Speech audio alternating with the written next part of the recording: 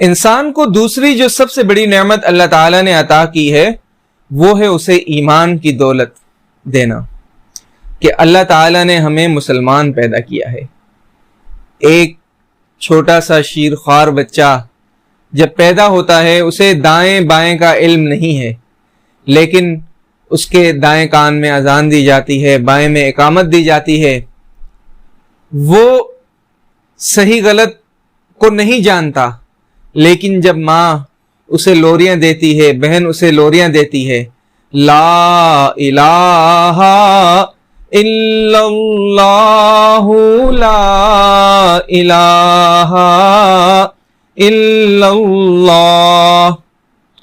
اب لوریاں کلمے کی دی جا رہی ہیں۔ تھوڑا سا بڑا ہوتا ہے، جمعے کا دن آتا ہے تو والد اس کا ہاتھ پکڑ کر اسے مسجد لے جاتا ہے، یہ تربیت ہو رہی ہے۔ اللہ تعالیٰ نے ایمان کی دولت عطا کی ہے۔ اگر وہ کافر بنا دیتا، اگر وہ ہمیں مشرک بنا دیتا یا دنیا کے کسی اور خطے میں پھینک دیتا، اس کی مرضی، وہ جو چاہے کر سکتا ہے، اسے کون پوچھنے والا ہے، لیکن اس نے ہمیں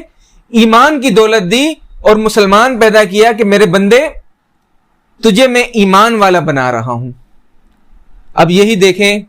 اور پھر اس نے اس سے بڑی نعمت ہمارے ساتھ یہ کی کہ ہمیں رسول اکرم صلی اللہ علیہ وسلم کی امت میں پیدا کر دیا، وہ امت کہ جس کے اندر شامل ہونے کے لیے انبیاء کرام نے دعائیں کی تھی کہ یا اللہ ہمیں آخری نبی کی امت میں داخل کر دے، ہمیں وہ دور نصیب فرما کہ ہم تیرے آخری نبی کی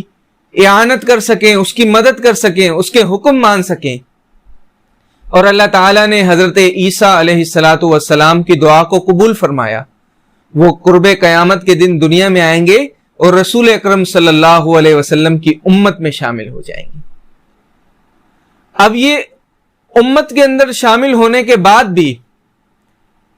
نبی کریم صلی اللہ علیہ وسلم نے فرمایا کہ اللہ تعالیٰ نے ہر نبی کو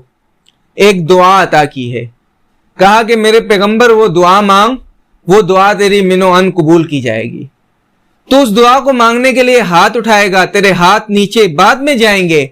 تیری دعا کو قبول میں پہلے کر لوں گا۔ تو نبی کریم صلی اللہ علیہ وسلم نے فرمایا کہ ہر نبی نے اپنی اپنی دعا مانگ لی ہے اور اللہ تعالیٰ نے قبول بھی کر لی ہے۔ تو صحابہ کرام نے پوچھا یا رسول اللہ کیا آپ نے بھی کوئی دعا مانگی ہے؟ تو اللہ کے نبی صلی اللہ علیہ وسلم سرور گرامی رحمت للعالمین صلی اللہ علیہ وسلم نے فرمایا کہ میرے صحابہ، میں نے اس دعا کو آخرت کے لیے ذخیرہ کر لیا ہے، ریزرو کر لیا ہے، ابھی نہیں مانگی، کل قیامت کے دن مانگوں گا، اور میں اس وقت تک جنت میں نہیں جاؤں گا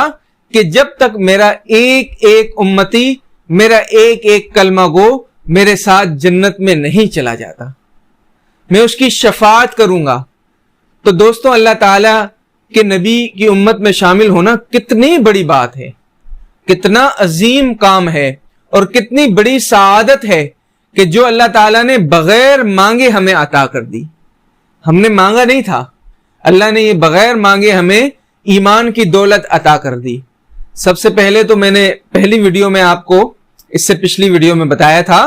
کہ اس نے ہمیں انسان پیدا کیا، یہ سب سے بڑی سعادت تھی۔